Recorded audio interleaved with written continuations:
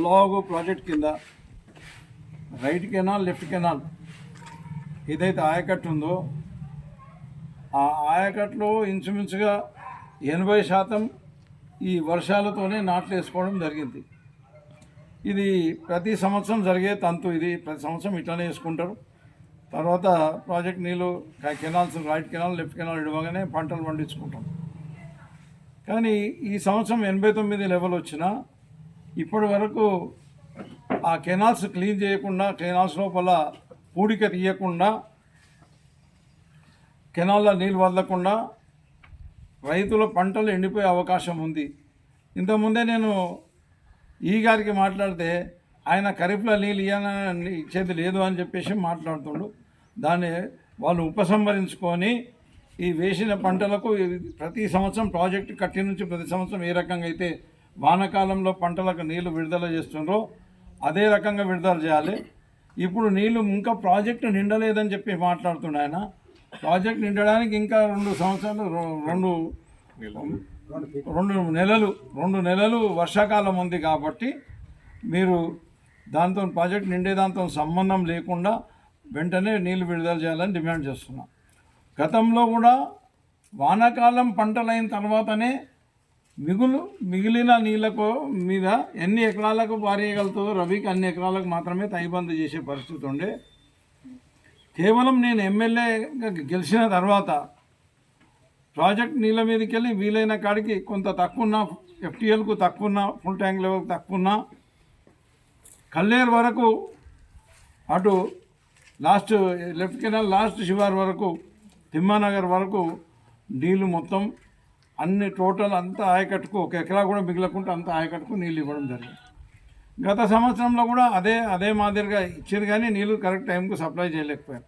అంటే వానాకాలం పండించుకున్నాం, యాసంగి పండించుకున్నాం ప్రతిసారి. ఈసారి కూడా వానాకాలంకు నీళ్ళు ఇవ్వాలి, మిగిలిన నీళ్ళని యాసంగికి టైబంద్ చేసుకొని ఒకవేళ ఫుల్గా ఉంటే గత సంవత్సరము అంతకుముందు సంవత్సరాలు ఏ రకంగా అయితే బీఆర్ఎస్ ప్రభుత్వం ఉన్నప్పుడు ఏ రకంగా అయితే ఇచ్చామో ఆ రకంగా టోటల్ ఆయకట్టుకు నీళ్ళు ఇవ్వాలి 2 కెనాల కింద అని చెప్పేసి నేను విజ్ఞప్తి చేస్తున్నాను.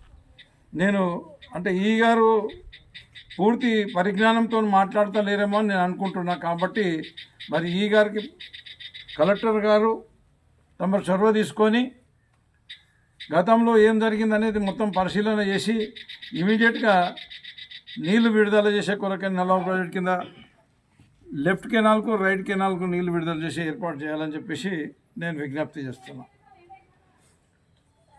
ఇదే కాకుండా రైతులకు బీఆర్ఎస్ ప్రభుత్వ హయాంలో 24 గంటలు నాణ్యమైన కరెంటు, ఉచిత కరెంటు ఇచ్చినాం.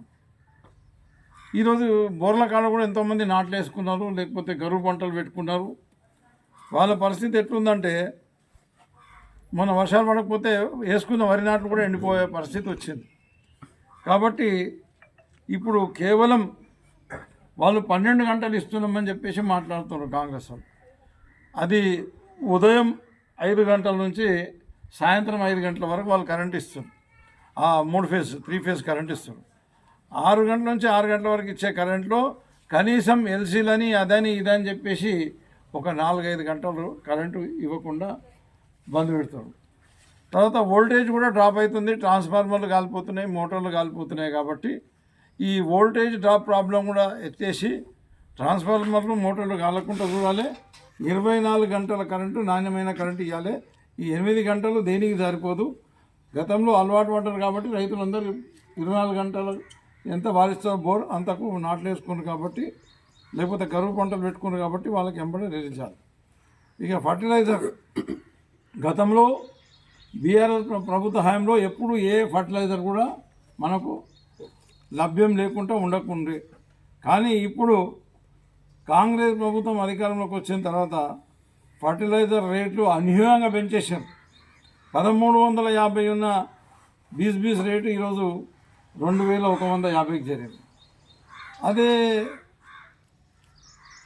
డిఏపి విషయానికి వస్తే అది కూడా 1300 రూపాయలు ఉంటే ఈరోజు ఎంఆర్పి కూడా 1300 ఉన్నా కూడా బాజాప్తా కాంగ్రెస్ గవర్నమెంట్ 2000 కాడికి అమ్మిపిస్తుంది. అందులో కూడా డూప్లికేట్ డిఏపీలు కూడా చాలా వెళ్తున్నాయి. కాబట్టి ఫర్టిలైజర్ అందుబాటులో పెట్టాలి. ఇవన్నిటికంటే యూరియా అవసరం ఎక్కువ ఉంటుంది కాబట్టి యూరియా మా ప్రభుత్వ హయాంలో ఎన్ని ఫర్టిలైజర్ అందుబాటులో పెట్టాలి. ఇవన్నిటికంటే యూరియా అవసరం ఎక్కువ ఉంటుంది కాబట్టి యూరియా మా ప్రభుత్వ హయాంలో ఎన్నడూ కూడా తక్కువ పడలేదు. కానీ ఇప్పుడు కాంగ్రెస్ గవర్నమెంట్ యూరియా సరిగ్గా సప్లై చేయక రైతులకు ఇబ్బంది పెడుతుంది. ఒక యాప్ ఇంట్రొడ్యూస్ చేసిండ్రు. ఆ యాప్ని వాడాలంటే సాధారణంగా రైతుల దగ్గర సెల్ ఫోన్లు ఉన్నాయని కూడా అవి మామూలు సెల్ ఫోన్లు ఉంటాయి, అందులో యాప్లో బుక్ చేయడానికి అవకాశం ఉండదు. కాబట్టి రైతులు యూరియా అందాక చాలా తిప్పలు పడుతున్నారు. కాబట్టి ఆ యాప్ ఎత్తేయాలి. తర్వాత యాప్లో చేయడానికి వచ్చిన వాళ్ళు కూడా యాప్లో చేసుకుందామంటే ఎక్కడ అందుబాటులో ఉంటుందంటే ఉదాహరణకి నేనే తీసుకున్నా. నాకు కృష్ణాపూర్ అయితే దగ్గర అవుతుంది, నారాయణఖేడ్ అయితే దూరం అవుతుంది. నేను ప్రయత్నం చేసిన సందర్భంలో నాకు నారాయణఖేడ్లోనే దొరికింది. మరి నారాయణఖేడ్ నుంచి ఈడికి తీసుకురావాలంటే నేను ఒక బస్ స్టాకు 30 రూపాయలు అదనంగా ఖర్చు పెట్టుకునే పరిస్థితి ఏర్పడ్డది. కాబట్టి ఈ యాప్ సిస్టమ్ని ఎత్తేసి ఇంత పూర్వం ఏదైతే బీఆర్ఎస్ గవర్నమెంట్ సప్లై చేసిందో సొసైటీలలోనే తీసుకొచ్చి పెట్టేసి యాప్ సిస్టమ్ ఎత్తేసి రైతులకు యూరియా అందుబాటులోకి తీసుకురావాలని చెప్పేసి నేను విజ్ఞప్తి చేస్తున్నాను. ఇంకో విషయం, ఈ కాంగ్రెస్ గవర్నమెంట్ అధికారంలోకి వచ్చిన తర్వాత ఏ చెరువు కానీ బొంగలు పడితే, ఏ ప్రాజెక్ట్ నల్లవాగు ప్రాజెక్ట్ కానీ మన దగ్గర ఉన్నది ఒకటే project, medium irrigation project Nallavagu project కానీ నారాయణఖేడ్లో ఉన్న ఏ చెరువు కూడా ఇప్పటి వరకు బొంగలు పడి నీళ్ళు గారిపోతున్నాయి. కానీ ఒక్క రూపాయి కూడా మంజూరు చేసిన పాపాన అవ్వలేదు. ఎక్కడైతే చెరువులు బొంగలు పడ్డాయి లేకపోతే గండ్లు పడ్డాయో ఆ చెరువులు అన్నీ కూడా వెంబడే రిపేర్ చేయాలని చెప్పేసి నేను డిమాండ్ చేస్తున్నాను. మరి బీఆర్ఎస్ ప్రభుత్వ హయాంలో మంజూరైన నల్లావు లిఫ్ట్ ఇరిగేషన్ ప్రాజెక్ట్ పనులు కూడా నల్లావు ప్రాజెక్ట్ కెనాల్ వరకు కూడా వెంబడే పూర్తి చేయాలని చెప్పేసి వాళ్ళైతే ఒక రూపాయి మంజూరు చేయలేదు. మంజూరు చేసిన దానికి కాంట్రాక్టర్ పేమెంట్ ఇవ్వలేదని చెప్పేసి కాంట్రాక్టర్ పనులు ఆపిపెట్టుకున్నాడు. వెంటనే కాంట్రాక్టర్కు డబ్బులు పేమెంట్ చేసి ఆ కెనాల్ మంచిగా చేసి కల్లేరు వరకు నీరు పోయే కొరకని ఏర్పాటు చేయాలని చెప్పేసి నేను విజ్ఞప్తి చేస్తున్నాను. బీఆర్ఎస్ హయాంలో మంజూరైన చెరువులు అవన్నీ అట్లనే పెండింగ్ ఉంటాయి. అవన్నీ కూడా ల్యాండ్ అక్విజిషన్ కూడా ఒక 4 ఇవ్వడం జరిగింది, టెండర్ కూడా అన్నిటికి పిలవడం జరిగింది. కాబట్టి వెంటనే కాంట్రాక్టర్లకు పేమెంట్ చేసి ఆ చెరువులన్నీ కూడా తొందరగా స్టార్ట్ చేసి కంప్లీట్ చేయాలని చెప్పేసి నేను విజ్ఞప్తి చేస్తున్నాను. ఎక్కడ పోయినా ఈ ఎమ్మెల్యే గారు ఒక మాట మాట్లాడుతున్నారు. బీఆర్ఎస్ ప్రభుత్వ హయాంలో రైతు బంధు ఒకటే ఇచ్చింది, అబద్ధాలు మాట్లాడితే ఆయన మేము ఎప్పుడన్నా ఒకసారి ఆలస్యమైంది కానీ రైతు బంధు రెగ్యులర్గా ఇస్తున్నామని మాట్లాడడం జరిగింది. రైతు బంధు ఇప్పటి వరకు 3 దఫాలుగా రైతులకు ఇవ్వకుండా ఎగ్గొట్టడం జరిగింది. తర్వాత పనిముట్లు ఇస్తున్నామని చెప్పేసి మాట్లాడినారు. సబ్సిడీల విత్తనాలు ఇస్తున్నామని మాట్లాడినారు.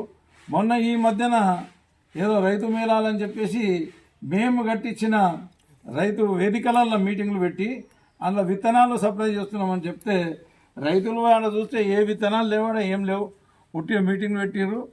ఈ రకంగా విత్తనాలు సబ్సిడీలో సప్లై చేయలేదు వాళ్ళు చెప్తున్నారు. కానీ అన్నీ మేము విత్తనాలు సప్లై చేస్తున్నామని చెప్తున్నారు. కానీ విత్తనాలు సబ్సిడీలో సప్లై చేయలేదు.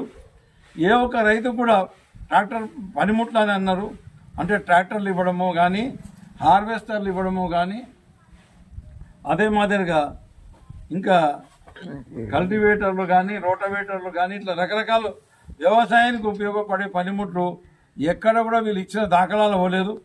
ఎక్కడన్నా మొత్తం కలిపి ఒక నారాయణఖేడ్లో ఒక 4-5 ఇచ్చినా అని కూడా అది మార్కెట్లో ఏదైతే రేటుకు దొరుకుతుందో ఆ సబ్సిడీ నాయకులు కాజేసి అది దానికంటే ఎక్కువ రేటు ద్వారా ఇప్పించడం జరిగింది. మా బీఆర్ఎస్ హయాంలో మేము సబ్సిడీలో ట్రాక్టర్లు ఇప్పించినాం, 100 కంటే ఎక్కువ ట్రాక్టర్లు మేము ఇప్పించినాం, హార్వెస్టర్లు ఇప్పించినాం, అదే మాదిరిగా డ్రిప్పులు ఇచ్చినాము, స్ప్రింక్లర్లు ఇచ్చినాం, అన్ని ఇచ్చినాం. మీ హయాంలోనే ఏది కూడా ఇస్తలేరని చెప్పేసి అబద్ధాలు మాట్లాడడం మానుకోండి. ఒకవేళ మీరు ఒక ట్రాక్టర్ ఏదన్నా మంజూరు చేసి ఉంటుంటే రైతులకు మీరు దానికి సంబంధించిన ఆధారాలు చూపెట్టండి. ఒక హార్వెస్టర్ సప్లై చేసింది ఉంటే దానికి సంబంధించిన ఆధారాలు చూపెట్టండి. అబద్ధాలు మాట్లాడడం మానుకోండి. మీ గురించి ప్రజలకు మొత్తం అర్థమైపోయింది. 1 ఏడాది చూసారు, 2 ఏడాది చూసారు. ఇక మీరు ఎట్లాంటి అబద్ధాల కోరో ఎట్లాంటి పనికి మాలినోలో ఈ రైతులకు అందరికీ అర్థమైంది కాబట్టి పనికొచ్చే పనులు చేయండి. మిమ్మల్ని ఎన్నుకున్నది కూడా పనికొచ్చే పనులు చేసే కొరకన్నా ఎన్నుకున్నారు కాబట్టి ఈ నీళ్ళ విషయంలో కూడా మీరు చొరవ తీసుకోండి. మీరు కూడా చొరవ తీసుకొని నల్లవాగు ప్రాజెక్టు నీళ్లు రైట్ కెనాల్లో లెఫ్ట్ కెనాల్లో విడుదల చేసి నాట్లు వేసుకున్న రైతులని ఆదుకోవాలని చెప్పేసి వాళ్ళ హక్కు ప్రకారం వాళ్ళకు వచ్చే నీళ్లు ఇవ్వాలని చెప్పేసి నేను మీకు హెచ్చరిస్తున్నాను.